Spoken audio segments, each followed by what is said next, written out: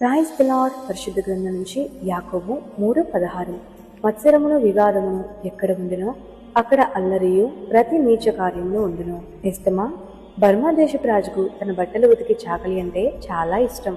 అతడు కష్టపడి బట్టలు శుభ్రంగా ఉతికేవాడు. రాజు అతన్ని ఎప్పుడూ మెచ్చుకోవడం చూసి రాజుకు మట్టి పాత్రలు చేసే కుమ్మరికి అసూయ కలిగింది. కుమ్మరి రాజునద్దకు వెళ్లి, రాజా, ఎంతకాలం ఆ నల్ల ఏనుగుపై ఎక్కుతారు?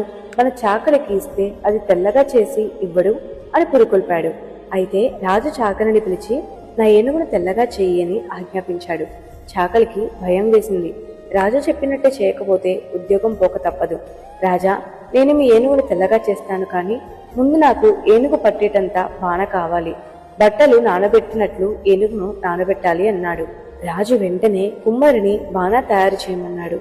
కుమ్మరి పెద్ద బాణ చేశాడు, కానీ ఏనుగు కాలు పెట్టగానే అది 1000 ముక్కలైంది.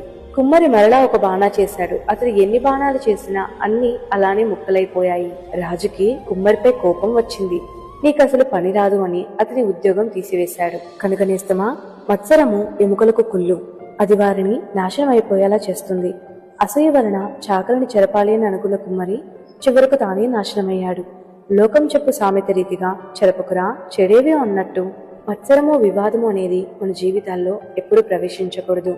అది మనకి చేటును తెచ్చిపెడుతుంది. కనుక ఇతరులను చూసి అసూయపడక ఉన్నదానిలో సంతృప్తిగా జీవిస్తూ నిన్ను నువ్వు మెరుగుపరచుకో.